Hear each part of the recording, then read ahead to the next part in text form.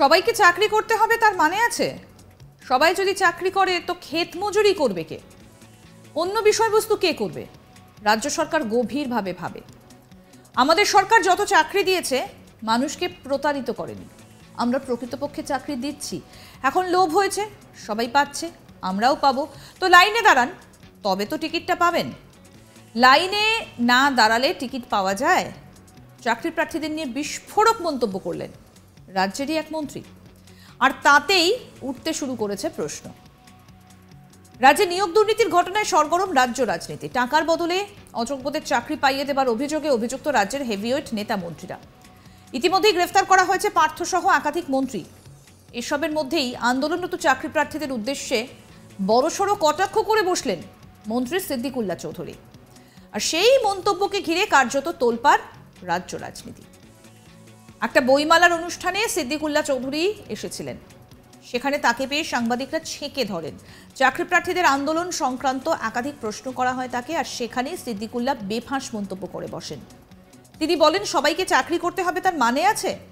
সবাই যদি চাকরি করে তো ক্ষেত মজুরিটা করবে কে? অন্য বিষয়বস্তু কে করবে? রাজ্য সরকার গভীরভাবে ভাবে।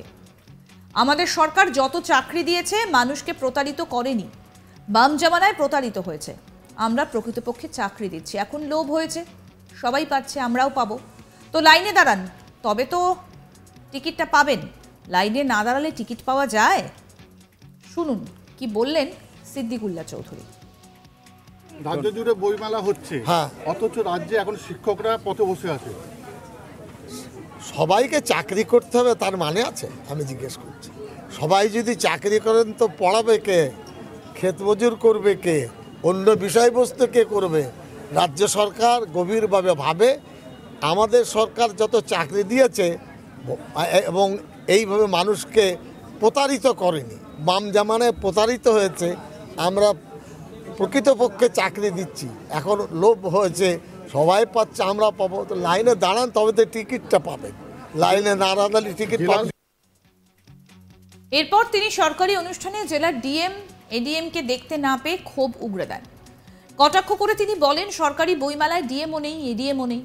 এটা আমার চোখে খুব খারাপ লাগছে। শুনুন কি বললেন মন্ত্রী সিদ্দিকুল্লাহ চৌধুরী। পশ্চিমবঙ্গ সরকারের অনুমোদিত গভর্নমেন্ট বইমেলা, ডিএমও নেই, এডিএমও নেই, এসডিও নেই, এটা আমার চোখে খুব খারাপ লাগছে। মাইকে এই কারণে আমি বলছি, কারণ এই বইমেলার গুরুত্ব, এই বইমেলার প্রয়োজন, তার তাৎপর্য জেলার তিনি সভাপতি, ডিস্ট্রিক্ট ম্যাজিস্ট্রেট। অতএব এই বইমেলা সরকারি পর্যায়ের স্বীকৃত এবং তার গুণগত মানকে আরো উন্নত করতে হবে। এই কারণে তাদের উপস্থিতির প্রয়োজন। লোকাল ওসি আছেন, তাছাড়া আপনারা সবাই আছেন, বিডিও, তার মাধ্যমে অনেক কাজ হয়ে থাকে এবং হবে। রাজ্য স্তরে 23টি জেলায় বইমেলা হচ্ছে। রাজ্য স্তর ছাড়া প্রায় 10টি বইমেলা মহকুমা পর্যায়ে আমরা করছি। এর আগে শিক্ষামন্ত্রী ব্রাত্য বসু এরকমই একটা মন্তব্য করেছিলেন। সেবার তিনি বলে বসেন, আন্দোলন করলেই কি সবাইকে চাকরি দিতে হবে? সেটা সম্ভব নয়। চাকরির সঙ্গে আন্দোলনের কোনো সম্পর্ক নেই। চাকরি হয় যোগ্যতা এবং মেধার ভিত্তিতে। আন্দোলন মামলা দিয়ে নিয়োগ প্রক্রিয়া ব্যাহত হলে তা নেতিবাচক প্রভাব ফেলবে। সেবারও ব্রাত্য বসুর এই মন্তব্যকে ঘিরে বহু জল ঘোলা হয়েছিল।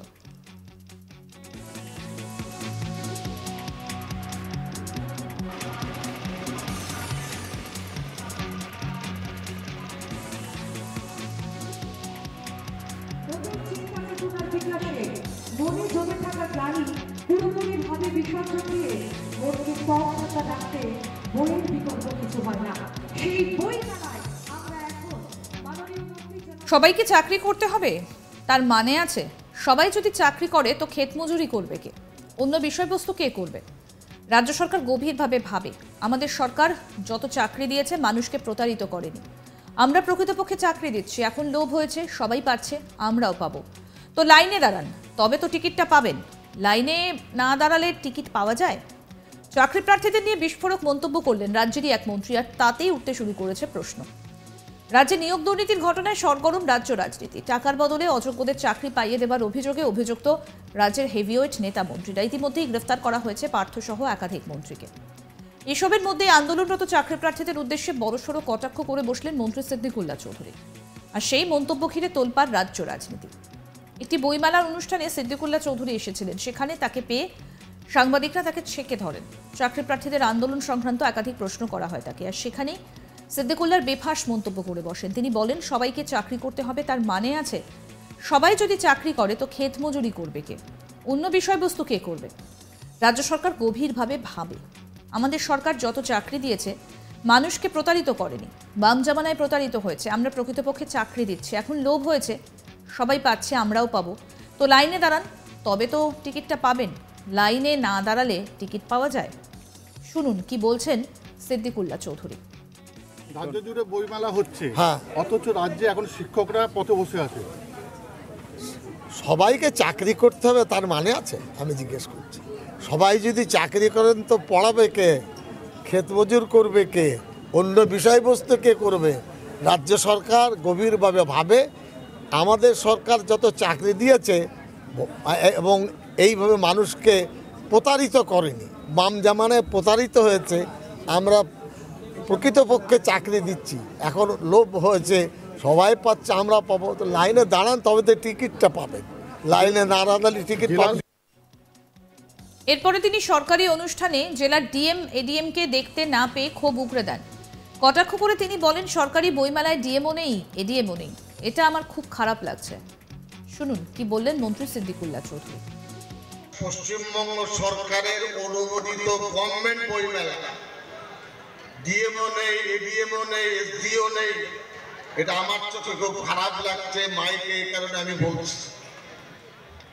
কারণ এই বইমেলার গুরুত্ব, এই বইমেলার প্রয়োজন, তার তাৎপর্য জেলার তিনি সভাপতি, ডিস্ট্রিক্ট ম্যাজিস্ট্রেট। অতএব এই বইমেলা সরকারি পর্যায়ের স্বীকৃত এবং তার গুণগত মানকে আরো উন্নত করতে হবে। এই কারণে তাদের উপস্থিতির প্রয়োজন। লোকাল ওসি আছেন, তাছাড়া আপনারা সবাই আছেন। বিডিও, তার মাধ্যমে অনেক কাজ হয়ে থাকে এবং হবে। রাজ্য স্তরে 23টি জেলায় বইমেলা হচ্ছে।